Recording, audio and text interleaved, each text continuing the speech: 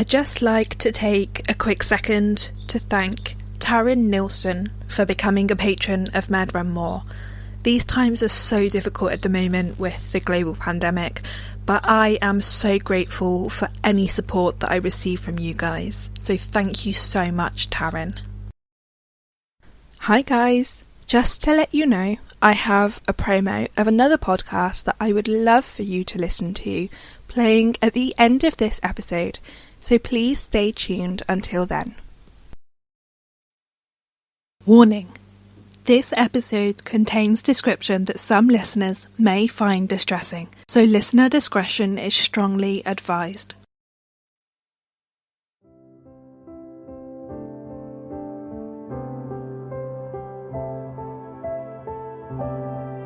Hi M&Ms, welcome back to another episode of Murder and More. As always, I am your host, Kira.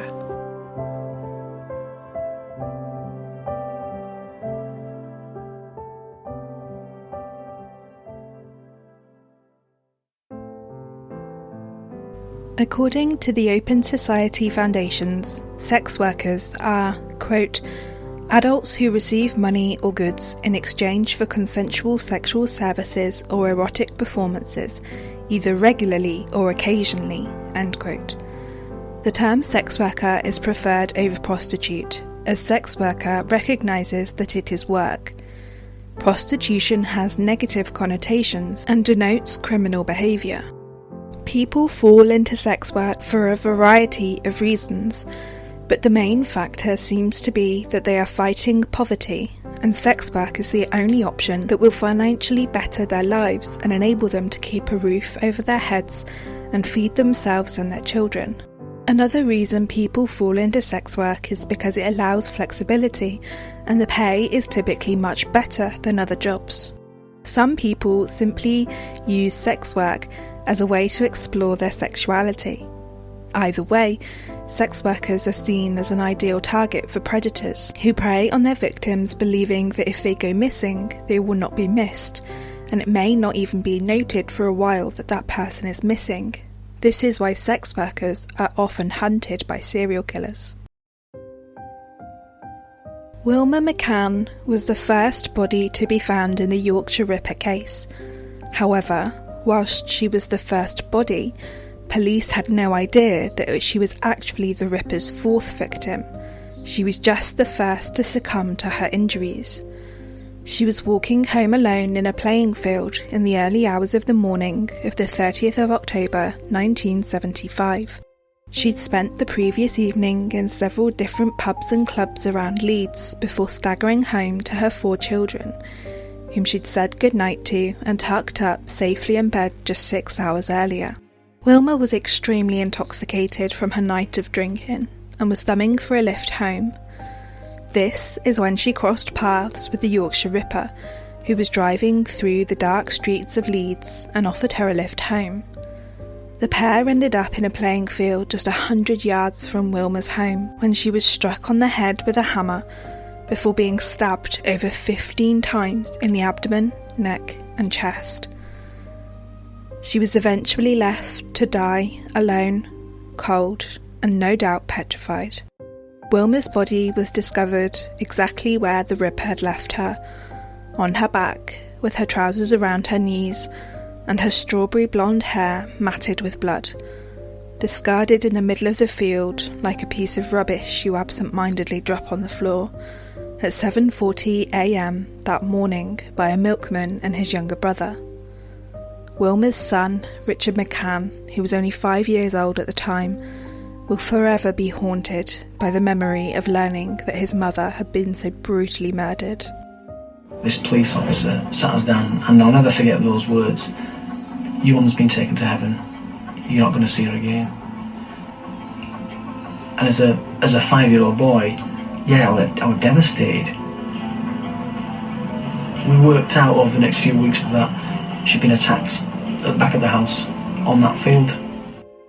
An extensive inquiry was subsequently undertaken, which involved 150 police officers.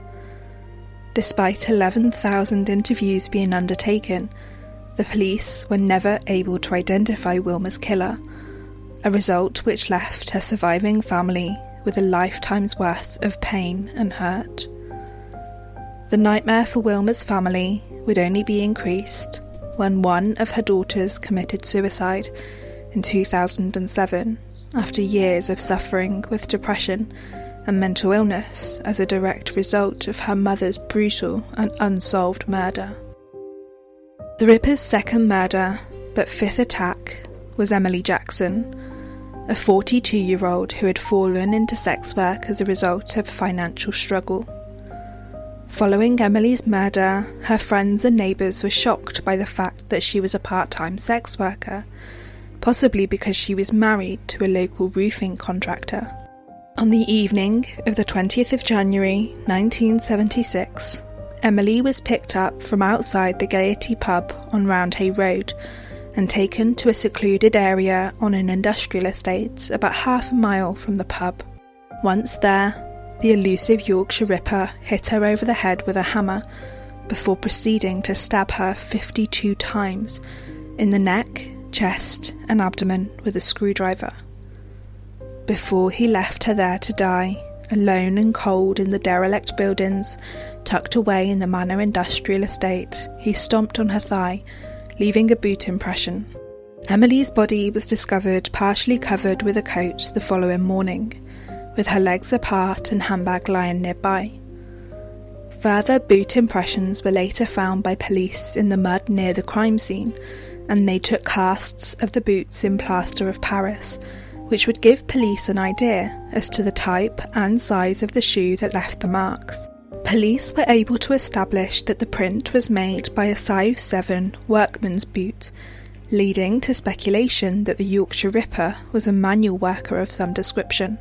Emily's murder demonstrated an emerging modus operandi and began to solidify in police's mind that they had a serial killer on their hands that needed catching.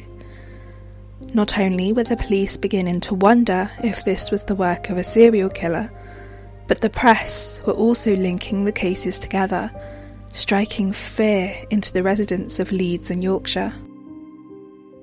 Concerns and anxieties surrounding the possibility of a serial killer began to dwindle as the months went by and no more bodies turned up. However, all hopes were dashed a year later when Irene Richardson, a young mother of 2, fell victim to the Ripper's heinous acts. Irene was homeless and had no money to her name, which is how she fell into the sex worker industry. On the cold, dark evening of the 5th of February 1977, Irene was hanging around just down the road from the Gaiety pub and was picked up by a man. The pair drove to Roundhay Park, and it would be here, in the middle of Soldiers Field, that the Ripper would bludgeon Irene with a hammer. This time, he took it one step further, and when Irene was deceased, he mutilated her corpse with a Stanley knife. Irene's lifeless body was discovered the following morning by a jogger, partially covered with a coat, and her intestines spilling out of the wounds on her abdomen. Not only was Irene's body mutilated, but the Ripper had also posed it to cause maximum damage and effect to the individual who would eventually end up finding her.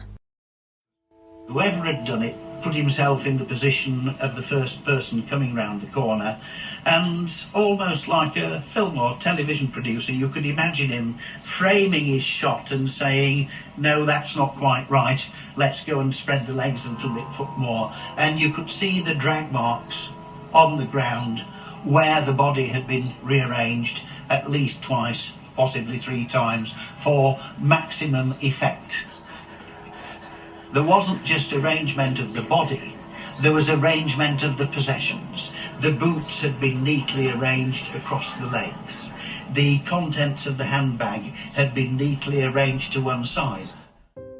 Whilst tyre tracks left at the scene produced numerous potential suspect cars and led police to speaking to over 30,000 people, a suspect was never identified in the brutal murder until many years later. Attacks and murders occurred in rather quick succession throughout the second half of 1977. On the 23rd of April, 32-year-old Patricia Atkinson had spent the evening drinking in different pubs before being picked up by the Ripper. Patricia, who liked to be called Tina, was a sex worker in Bradford and a mother of 3. But this time, the unknown assailant deviated from his modus operandi, and instead of ambushing her in the street or in a dark park late at night, the Ripper took Tina back to her flat, where he raped and murdered her. When he left, Tina was still making gurgling noises, presumably clinging onto life by a thread. The Ripper threw a sheet over Tina's body, and that's where she remained until the following evening, when a friend made the gruesome discovery.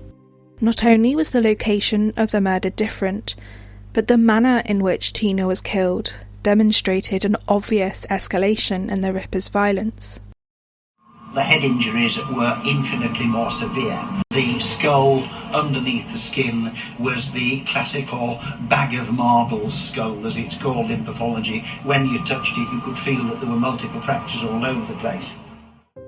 As with the scene of Emily Jackson's murder, a boot print was found on the bedsheet inside Tina's bedroom.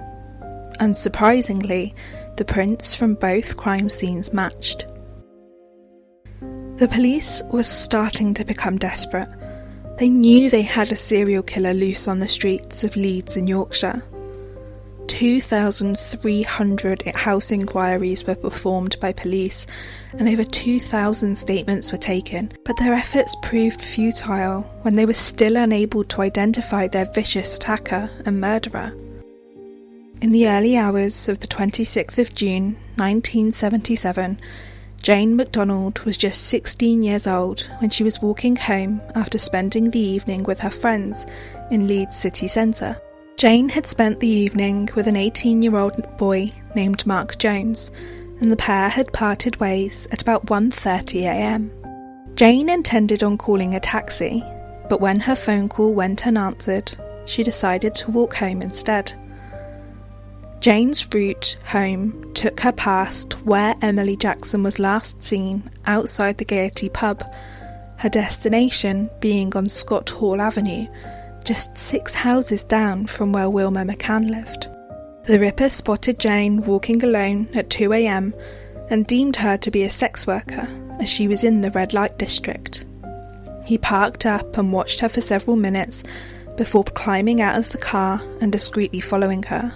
He then struck her on the back of the head and dragged her into a nearby playground, where he stabbed her several times in the chest. Her body was discovered in the playground, not far from her home, by 2 children, and the murder very quickly struck fear and panic throughout the north of England. Due to Jane's young age and apparent lack of links to sex work, the public began realising that this was a violent, disturbed individual who would murder anyone he crossed paths with, no matter how innocent they were. In the public's minds, they were all potential targets and victims. Following Jane's murder, Assistant Chief Constable George Oldfield was assigned head of the inquiry and quickly realised that they had tons of information and thousands of statements related to the murders. Despite some mounting amounts of information, the Yorkshire Ripper still wouldn't be caught for another 4 years. 20-year-old Jean Jordan fell victim to the Yorkshire Ripper on the 1st of October 1977 while working as a sex worker in Manchester. It wouldn't be until 8 days later, on the 9th of October, when Jean's body was found by a local dairy worker turned actor, Bruce Jones, who played Les Battersby in Coronation Street until 2007. Bruce was searching for bricks for his allotment that adjoined the site where the body was found when he made the gruesome discovery. Flies that had laid eggs on Jean's body demonstrated that Jean had been moved approximately 3 days after she was murdered, presumably to expose her body and for maximum effect, just as he had done with Irene Richardson. Jean's handbag was discovered in a nearby garden, and in a secret compartment in the bag, police found a brand new £5 note, which they speculated may have been given to her by the killer. This note was able to be traced to several branches of the Midland Bank in Shipley and Bigley, which then allowed police to narrow down their suspect list to the 8,000 employees who worked for 35 different firms which may have used the note in their pay packets. One of these firms was T&WH Clark, an engineering haulage company. Over 3 months, the police interviewed over 5,000 men who worked at these firms. One of these men was Peter Sutcliffe, who was a lorry driver for T&WH Clark, who informed the police that he spent the majority of the evening in question at a family party, an alibi that later proved credible. Peter Sutcliffe was born on the 2nd of June 1946 to working-class parents John Sutcliffe and Kathleen Francis in Bingley. Bingley is an urbanised market town in West Yorkshire, just on the edge of the Yorkshire Dales. It has a rich history, with the Leeds and Bradford Canal being finished in 1774, linking Bingley with nearby towns Skipton and Bradford. The canal traverses through Bingley's town centre and travels up through the valley via the Bingley 5 Rise and Bingley 3 Rise locks. The police believed that the £5 note produced no solid suspects. However, completely unbeknownst to them, they had already interviewed the Yorkshire Ripper, and he'd slipped out of their clutches and was able to continue his heinous killing spree. Sutcliffe was brought up as Catholic. However, even a strict religious upbringing would fail to stop the heinous character he turned out to be. Although saying this, Sutcliffe showed no signs of abnormality and portrayed no signals that he may go on to be anything other than a normal adult. His childhood was a typical one, and he remained seemingly normal right through to his early 20s. Sutcliffe left school when he was 15, where he's reported to have been a bit of a loner who didn't have many friends. After that, he got several menial jobs, including working as a gravedigger in the 60s, a job which is reported to have given him a dark sense of humour. Some reports suggest that Sutcliffe used sex workers' services in his late teens and early 20s, and that he may have had a bad experience with one, leading him to become the monster he became. However, other reports refute this claim and suggest there's no evidence he ever sought services from sex workers. Nonetheless, it was in the late 60s that Sutcliffe began demonstrating some unusual behaviours. Sutcliffe would later confess that he realised the £5 note he had given Jean for her sexual services may well be traceable, so after the house party he returned to the wasteland found behind one of Manchester's cemeteries where he'd left her body in order to retrieve the note. However, when he returned to Jean's lifeless body, the note was no longer there, so instead he mutilated her body and moved it. Frustratingly, even though the £5 note seemed like it was going to be an important lead, eventually it led police nowhere, and they were unable to identify who the note had been issued to. Despite being interviewed by police and Sutcliffe nearly being caught, he persisted with his attacks, with Marilyn Moore being attacked on the 14th of December. Marilyn was a 25-year-old sex worker from Leeds who was doing business in the red light district of Chapeltown.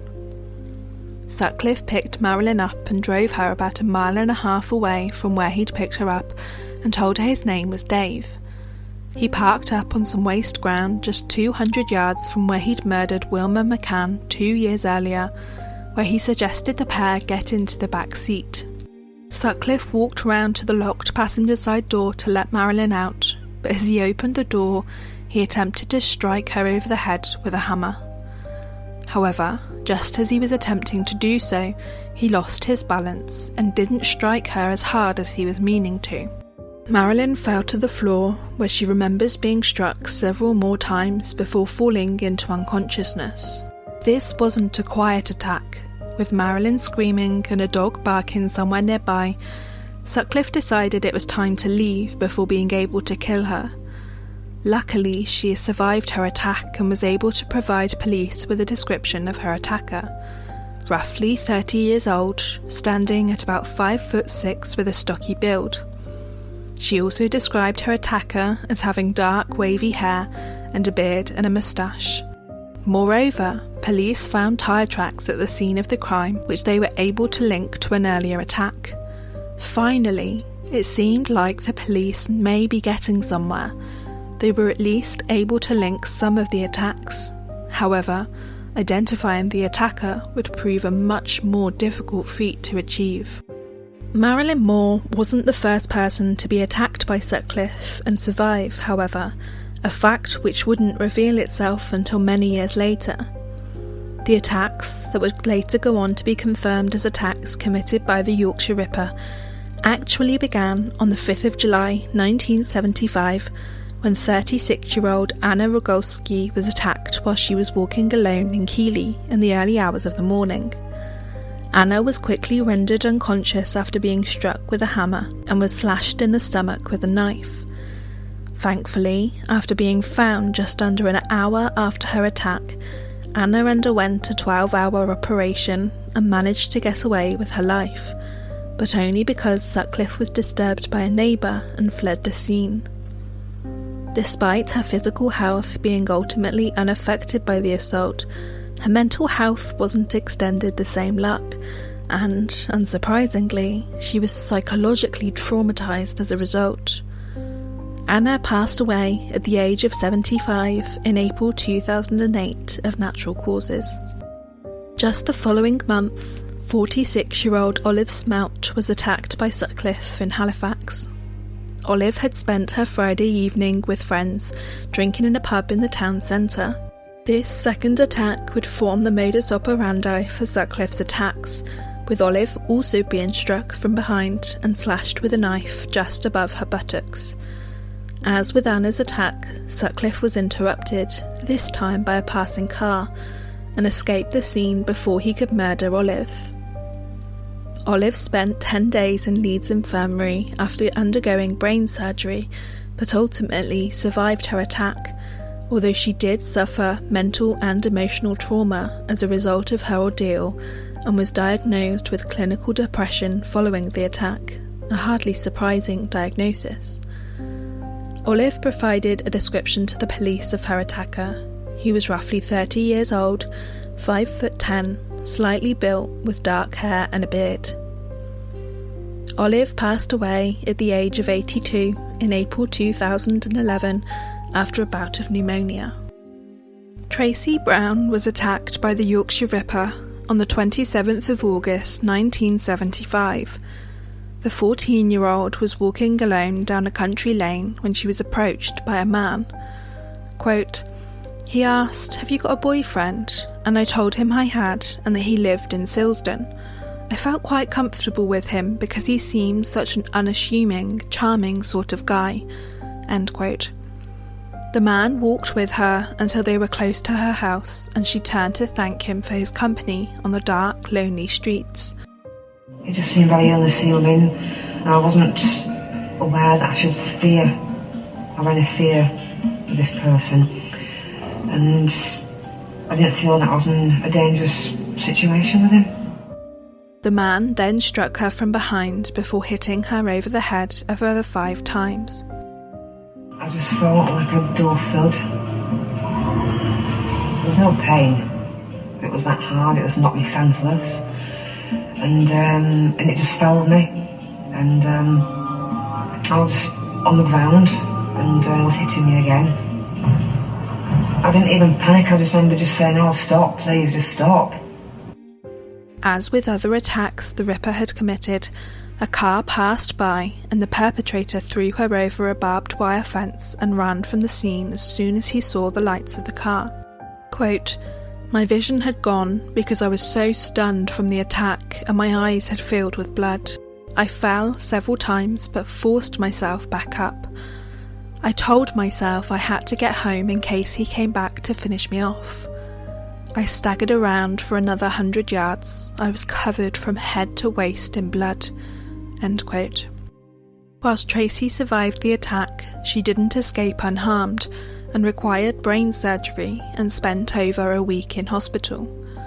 Despite her brutal attack and injuries, Tracy still possessed the ability to provide the police with a clear description of the man who attacked her that night. He had dark Afro-style hair, a really dark full beard, swarthy complexion, very dark eyes, almost black eyes. The police drew up a photo fit based on the description, but despite this, a suspect was never identified in Tracy's attack. Marcella Claxton was attacked in the early hours of the 9th of May 1976. The 20-year-old was walking home alone from a party in Roundhay Park in Leeds. Whilst Roundhay Park is one of the largest city parks in Europe, it's also one of the most popular parks in Leeds. It covers an impressive 700 acres of land that boasts beautiful rolling parkland, lakes, woodland and gardens, and has so many attractions, including a skate park, canoe club and land train. As she was walking, Sutcliffe offered Marcella a lift home. Surely it was much safer for her to accept the offer of a lift than attempt to traverse through the dark, lonely park by herself. If only she could have foreseen that in actuality, she was much safer taking her chances and walking through the park alone. Sutcliffe drove them to Soldiers Field, and Marcella got out of the car to urinate behind some trees. I guess hindsight is a wonderful thing, and maybe if she'd have escaped while she had the chance, she wouldn't have had to endure a brutal attack.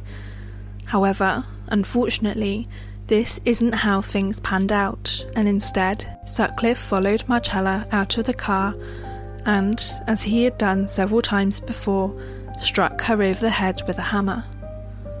Fortunately, Marcella survived the attack and was able to testify against Sutcliffe at his future trial. Marcella also described her attacker as being a white man with black hair and beard with a Yorkshire accent. In July 1977, 3 months before Jean Jordan's brutal murder, 42-year-old Maureen Long was viciously attacked by Sutcliffe. She'd spent the evening drinking in various pubs around Bradford and ended her night at a discotheque, which she left at about 2 a.m. Sutcliffe saw Maureen staggering home and offered her a lift. The pair ended up at Bowling Back Lane, and whilst Maureen was urinating, Sutcliffe hit her over the head and dragged her to some nearby wasteland. Sutcliffe then stabbed her before fleeing the scene at about 3:30 a.m. It wouldn't be until about 5 hours later, when 2 women heard Maureen's whimpering, that she would be discovered. Maureen provided police with a description of her attacker. However, her memory had clearly been affected by the attack, and her description didn't match other descriptions survivors have given. Maureen described her attacker as a white 36 or 37-year-old man who was well built and stood at about 6'1". He had puffy cheeks, thick eyebrows and wiry blonde hair. Whilst this doesn't fit Sutcliffe, he did go on to confess that he'd committed the attack. In January 1978, police gave up searching for the owner of the £5 note from Jean Jordan's murder. As Sutcliffe had provided a credible alibi for his whereabouts the night Jean died, he was removed from the inquiry in January. Not long after he was eliminated from the investigation, Sutcliffe struck again. On the evening of the 21st of January 1978, 21-year-old Yvonne Pearson left her 2 young children in the care of a 16-year-old neighbour and went to a pub in Bradford. She left around 9:30 p.m. to find a punter and came across Sutcliffe in his car and offered her services as a sex worker. They drove to a piece of wasteland where Sutcliffe bludgeoned her repeatedly with a hammer before proceeding to jump on her chest. He then stuffed horsehair into her mouth from a discarded sofa before discarding Yvonne's body under the sofa near Lum Lane, a street which sex workers are known to frequent even to this day. On the 26th of March, Yvonne's lifeless body was discovered under the sofa by a passerby who was struck by the putrid smell of her rotting body. Helen Reitke was just 18 years old and working as a sex worker alongside her twin sister Rita in Huddersfield when she crossed paths with Peter Sutcliffe on the evening of the 31st of January 1978. Sutcliffe picked Helen up under the pretense of needing sexual favours, and as she climbed out of the passenger side to get into the back seat, Sutcliffe struck her over the head and she crumpled to the floor. He then dragged her to the end of the woodyard as he realised there were 2 taxi drivers nearby who would have been able to see the assault. There, he raped Helen and waited until the taxi drivers left before retrieving his hammer from the car. Still alive, Helen got up and began to stagger to the car before he struck her over the head again and proceeded to stab her several times in the chest. It took Rita 3 days to report her twin sister missing due to the stigma surrounding sex work. At 3:10 on the 3rd of February, a police dog located Helen's body, discarded behind an unused garage under a sheet of asbestos. Helen was virtually naked, except for her polo neck jumper being pushed up to expose her breasts and her socks. Her exposed chest revealed the 3 stab wounds that had penetrated her heart and lungs. Sutcliffe's final murder of 1978 was committed on the 16th of May. 40-year-old mother of 7, Vera Millwood, was a frail woman of ill health. She had chronic stomach pain and only one lung. She left her home at 10 p.m. to peruse the streets of Manchester for a client. Sutcliffe picked her up and drove her 2.5 miles away to a car park behind Manchester Royal Infirmary, where prostitutes and their clients were known to frequent. As she was climbing out of the car, Sutcliffe struck her over the head with a hammer. Her body was found the following morning at 8 a.m. by some workers who had arrived to do some gardening on the grounds of the hospital. Vera had been brutally beaten. Blood and brain matter stained her clothes, and her intestines spilled out of wounds on her abdomen. These succession of attacks is when the media dubbed the vicious murderer as the Yorkshire Ripper. The investigation into the Yorkshire Ripper ramped up a gear, and police set up an undercover operation to take note of number plates of cars that frequented red light areas. Police were specifically looking for cars that were spotted in 2 or more districts. Through this operation, one name cropped up again and again: Peter Sutcliffe. Sutcliffe had been sighted in the red light areas 3 times in Leeds, once in Manchester, and numerous times in Bradford, in excess of 70 sightings in Bradford. Police interviewed Sutcliffe again, where he informed them that he was spotted in Bradford so much because he drove through on his way home from work. But police weren't convinced and planned to interview him again. That was until another girl fell victim to the Ripper. Josephine Whittaker was just 19 years old when she was murdered by Sutcliffe on the 4th of April 1979 as she was walking home from her grandparents' house through Savile Park Moor, a large open park area just outside of Halifax town centre. Police believed Sutcliffe switched his modus operandi up to avoid capture as he'd been spotted too much in the red light districts of Bradford. Sutcliffe was searching for his next victim when he saw Josephine walking alone. He followed her for a few minutes before finally catching up with her and striking up a conversation. Sutcliffe walked with Josephine, and as they were walking across a pitch-black field, he struck her over the head with a hammer. He dragged her body 30 feet away from the nearby road and proceeded to stab her 21 times with a screwdriver in the chest and stomach, and a further 6 stab wounds were inflicted to her right leg. Before he left her for dead, he thrust the screwdriver into Josephine's vagina. Her brutalised body was discovered the following morning by a woman waiting at a bus stop on the other side of the road. Josephine's 13-year-old brother was crossing the park when he saw the hive of police activity and got close enough to the scene to recognise one of the shoes as belonging to his older sister. He ran home and informed his parents, who hurriedly phoned the police in a blind panic. Once again, the police had a boot print near Josephine's body, a finding that had seemed to become a regular occurrence.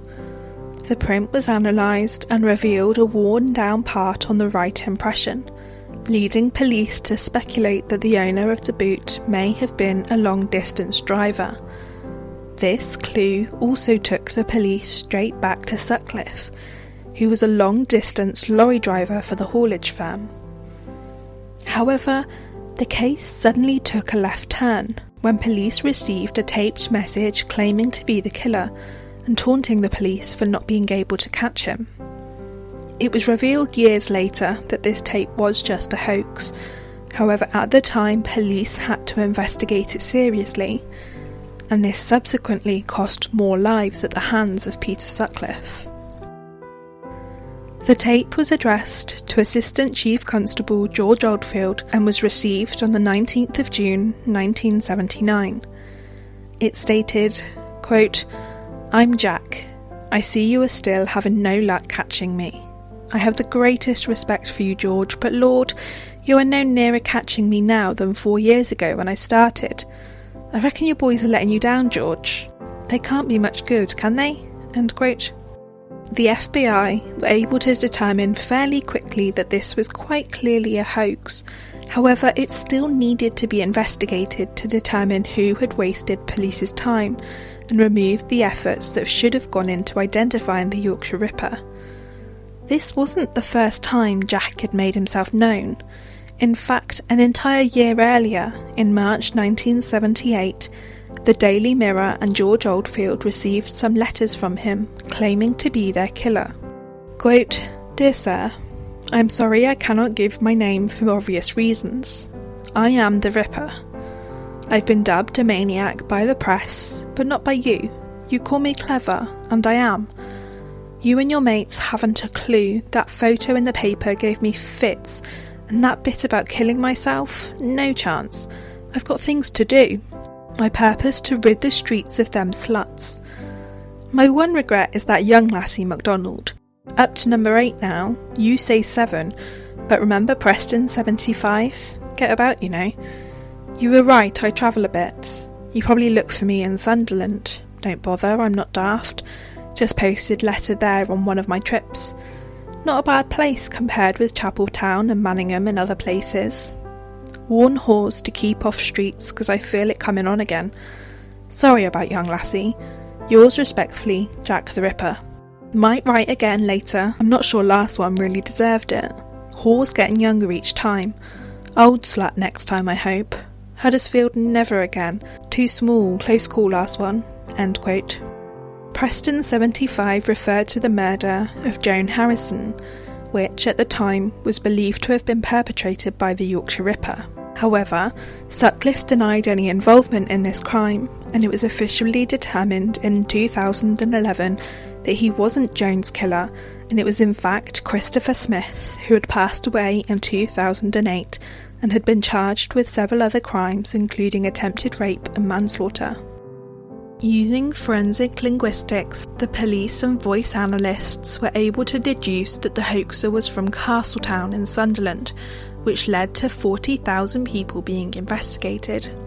Whilst this ultimately led police nowhere, as Sutcliffe was from Bradford and not Sunderland, police still remained hopeful that they would be able to identify the mystery Jack. A publicity campaign was started which cost over £1 million and included Dial the Ripper hotlines, billboards, adverts in 300 newspapers in an attempt to catch the creator of the tape recording. These efforts by police produced no new information or suspects, and instead they just wasted their time and resources, allowing Sutcliffe to continue killing. Voice analysts attempted to convince police that the letters on audio recording were a hoax, However, they refused to believe it. Ultimately, they were forced to abandon the search for their hoaxer, as Sutcliffe's killings didn't cease. It wouldn't be until 2005 when senior officers from West Yorkshire's Homicide and Major Inquiry team opened up the inquiry again. They discovered DNA on one of the envelopes, and these were matched with John Humble, who had been arrested 4 years prior for being drunk and disorderly. John, who was a chronic alcoholic from Sunderland, was arrested on the 18th of October 2005 and charged with 4 counts of perverting the course of justice. He initially pled not guilty before finally accepting and admitting his guilt in March 2006. On the 21st of March, he was sentenced to 8 years in prison and was released just 3 years later in 2009.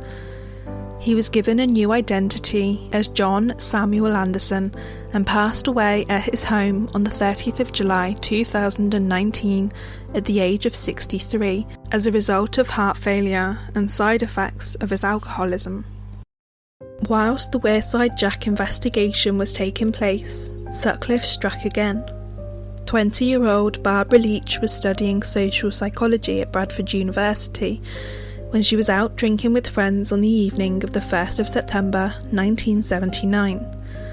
They left the pub in the early hours of the morning, and Barbara decided to separate from the group and walk alone. Sutcliffe was parked nearby and climbed out of the car as she walked past. Once she'd walked past the car, he hit her over the head with a hammer before dragging her into a nearby garden and proceeded to stab her with the same knife as he'd murdered Josephine Whittaker with. Barbara's body was found discarded at 3:55 p.m. later that day, just 200 yards from where she'd left her friends. As with several other of the murders, it appeared Sutcliffe had no motive to kill Barbara. The fact that she wasn't a sex worker made the public fearful, and in an attempt to solve these murders and remove the perpetrator from the streets, a publicity campaign was pushed, emphasising the link between the Yorkshire Ripper and the Wearside Jack. Whilst police were adamant that they were the same person, we now obviously know that they definitely weren't. Sutcliffe was interviewed at least twice in 1979 in relation to the murders, and 9 times overall. However, he was never strongly considered as a likely suspect by police, which allowed him to continue killing innocent women. In April of 1980, Sutcliffe was arrested for drunk driving. However, even a close run-in with police wouldn't deter him from his heinous ways, and he committed 2 more murders whilst he was awaiting trial for driving under the influence. Marguerite Walls was 47 years old when she was murdered by Sutcliffe on the 20th of August, and Jacqueline Hill was a 20-year-old University of Leeds student when she was murdered on the 17th of November. Sutcliffe then committed a further and final 3 attacks. However, these women survived. Apadya Bandara was attacked on the 24th of September in Leeds. Maureen Lee was an art student who was attacked on the grounds of Leeds University on the 25th of October, and Teresa Sykes was just 16 years old when Sutcliffe attacked her in Huddersfield on the 5th of November. All 5 of these murders and attacks were committed late at night when it would have been pitch black, and there would have been no one around to witness or interrupt the brutal attacks the girls endured. Peter Sutcliffe had attacked 22 people between 1969 and 1980, but finally his attacks would end with Jacqueline Hill being his final victim on the 17th of November 1980. Sutcliffe was apprehended on the 2nd of January 1981, just months after he claimed his final life. That evening, police were doing routine checks of areas around Sheffield that were known to be frequented by sex workers. During one of these checks, police discovered Sutcliffe with 24-year-old sex worker Olivia Reevers. Probationary Constable Robert Hydes performed a police check which revealed the car Sutcliffe was driving had false number plates.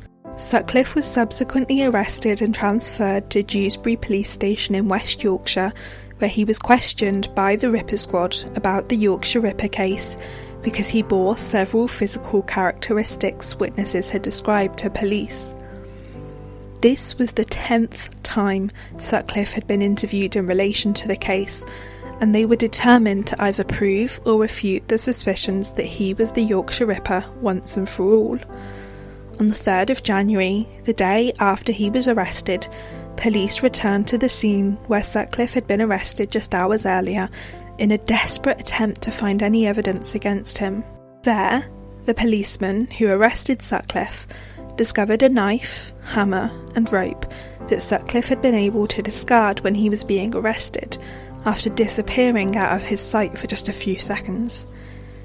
He was then able to discard a second knife he had in his possession into a toilet cistern at the police station. As a result of these finds and Sutcliffe matching the description given to police by witnesses, police obtained a search warrant for his home address and began questioning his wife. Sutcliffe was stripped down at the police station, which revealed he was wearing a V-neck sweater under his trousers. Sutcliffe's legs were placed through the arms of the sweater, and the V-neck exposed his genitals, proving that the majority of his attacks were sexually motivated. It would later be revealed that Sutcliffe would masturbate over the bodies of his victims. The elbows of the sweater were padded, presumably to protect his knees as he knelt over his victims' bodies.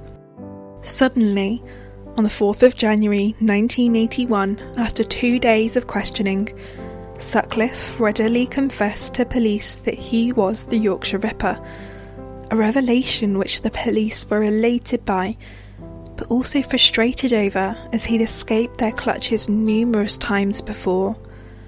Retired Detective Andrew Laptew remembers learning about the confession. When I first heard that Peter Sutcliffe was a Yorkshire Ripper, it's very difficult to describe how I actually felt, but it was like being punched in the heart, to be honest. The fact that I had interviewed Sutcliffe and that he had gone on to kill and injure other victims was something that it's going to live with me and stay with me to my grave. Sutcliffe spent the following day calmly revealing all the details of his crimes to the police interviewing him. He showed no emotion when detailing his crimes, except for when he discussed the murder of his youngest victim, Jane MacDonald. Weeks after his confession, Sutcliffe contended that he had committed the murders at God's instruction. On the 5th of January 1981, Sutcliffe was charged with 13 counts of murder, to which he pled not guilty, but he did plead guilty to manslaughter on the grounds of diminished responsibility. The diminished responsibility defence was based on the fact that he insisted he heard voices that ordered him to murder the sex workers, and that the voices began when he was working as a gravedigger. Sutcliffe contended that the voices he heard were those of God. Whilst he denied murder, he did plead guilty to 7 counts of attempted murder. The prosecution intended to accept Sutcliffe's plea when 4 psychiatrists diagnosed him with paranoid schizophrenia. However, the trial judge took an unusual decision and overruled the prosecution, demanding a detailed explanation as to why the prosecution wished to accept this plea. Justice Sir Leslie Boreham overruled the prosecution's decision to accept the plea and insisted the case go to trial. The trial commenced on the 29th of April 1981 at the Old Bailey and lasted 2 weeks before the jury found him guilty of murder on all counts. The jury rejected the psychiatrist's evidence regarding Sutcliffe's paranoid schizophrenia, and he was ultimately sentenced to 20 concurrent life sentences. The judge concluded that Sutcliffe was beyond redemption and should never be released from prison, before recommending he serve at least 30 years in prison before being considered for parole. On the 16th of July 2010, Sutcliffe became one of the few prisoners who were issued a whole life tariff, which was introduced by the government in 1983. This means that Sutcliffe is highly likely to never be released and will more than likely die in prison. At trial, Sutcliffe was deemed sane, despite a diagnosis of paranoid schizophrenia, which saw all attempts at him being sent to a secure psychiatric hospital fail, meaning he began his incarceration at HMP Parkhurst on the Isle of Wight on the 22nd of May 1981. On the 10th of January 1983, Sutcliffe was attacked by 35-year-old career criminal James Costello, who plunged a broken coffee jar twice into the side of his face in the hospital wing of HMP Parkhurst. The attack caused 4 wounds to Sutcliffe's face, which required 30 stitches to repair. Sutcliffe's incarceration at Parkhurst was short-lived, and in March 1984 he was sent to Broadmoor Hospital under Section 47 of the 1983 Mental Health Act. In 1982, Sutcliffe's wife ceased their relationship and then requested a divorce in April 1994. Sutcliffe's attack at HMP Parkhurst wasn't the only attack he suffered whilst incarcerated, and some would say this was Sutcliffe getting a taste of his own medicine. Karma can work in wonderful ways. On the 23rd of February 1996, he was attacked in his room at Broadmoor Hospital by convicted robber Paul Wilson, who asked to borrow a videotape from Sutcliffe before strangling him with the wire of some headphones. 2 convicted murderers overheard Sutcliffe's screams and intervened and stopped the attack in its tracks. On the 10th of March 1997, Sutcliffe was attacked by fellow inmate Ian Kay with a pen, which caused loss of vision in his left eye and resulted in his right eye being severely damaged. The attacks didn't stop there though. Fellow inmate Patrick Sarida lunged at Sutcliffe with a knife on the 22nd of December 2007, whilst shouting, quote, "You fucking raping, murdering bastard, I'll blind your fucking other one," end quote. The knife narrowly missed Sutcliffe's right eye and instead struck him in the cheek. Sutcliffe was reported to have been fit to leave Broadmoor on the 17th of February 2009, and on the 23rd of March 2010, the Secretary of State for Justice, Jack Straw, was questioned by MPs and asked for reassurance for one of Sutcliffe's surviving victims that he would remain in prison. Jack Straw informed the questioning MPs that whilst this was a matter for the parole board to decide, quote, "that all the evidence that I have seen on this case, and it's a great deal, suggests to me that there are no circumstances in which this man will be released," end quote. With whole life orders, a minimum term is usually set, and in July 2010, Sutcliffe requested for this to be done. This appeal was heard by the High Court of Justice on the 16th of July, where it was determined that Sutcliffe would never be released from prison, with Mr. Justice Mitting stating, quote, "This was a campaign of murder which terrorised the population of a large part of Yorkshire for several years. The only explanation for it, on the jury's verdict, was anger, hatred and obsession. Apart from a terrorist outrage, it is difficult to conceive of circumstances in which one man could account for so many victims," end quote. On the 4th of August 2010, Sutcliffe appealed the decision that he would remain incarcerated until his death, with a hearing taking place on the 30th of November 2010. The Court of Appeal rejected this appeal on the 14th of January 2011. In December 2015, Sutcliffe was deemed as not mentally ill anymore, and in August 2016 it was ruled by a medical tribunal that Sutcliffe no longer required clinical psychiatric care and was able to return to prison.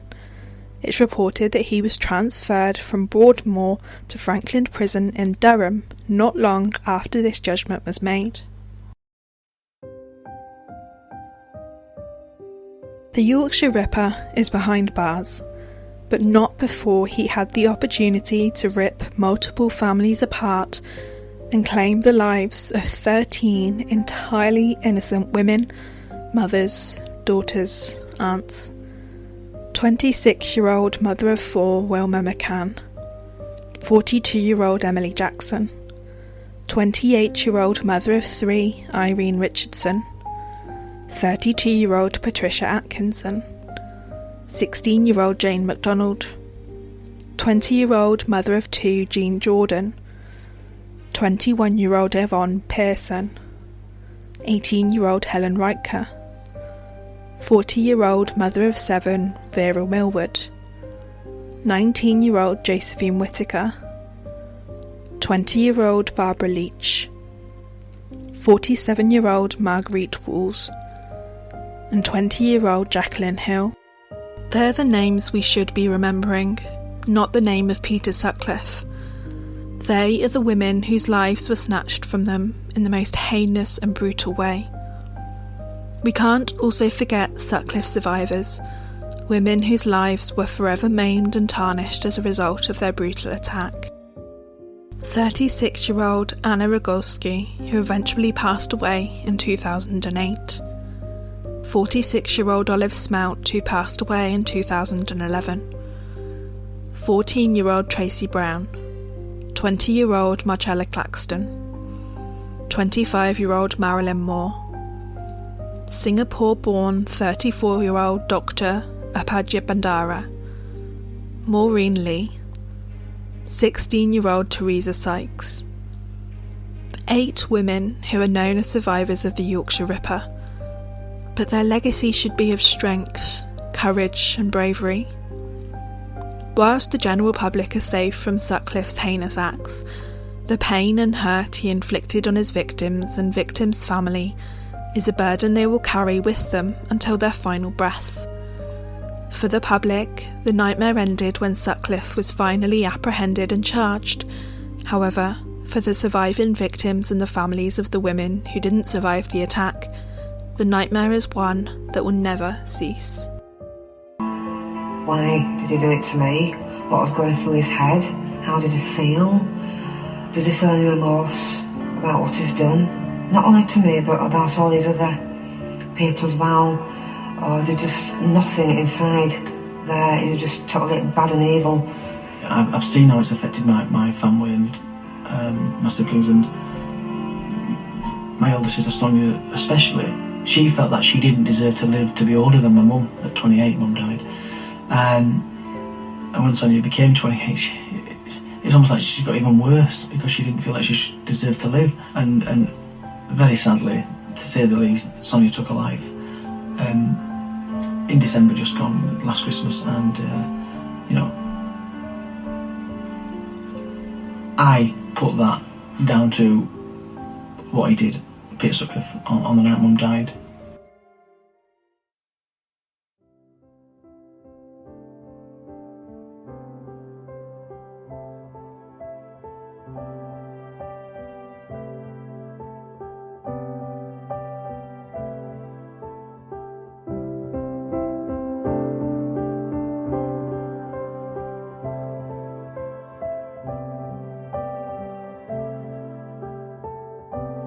Thank you for listening. Don't forget to head over to Apple Podcasts to leave a rating and review, and Patreon to consider becoming a patron of Murder and More. To interact with us, you can follow us on Twitter and Tumblr at Murder and More, Instagram at Murder and More Pod, and Facebook at Murder and More Podcast. To view the sources and pictures for this episode, head over to www.murderandmorepodcast.wordpress.com. Have a great week, and I'll see you all next week for another episode.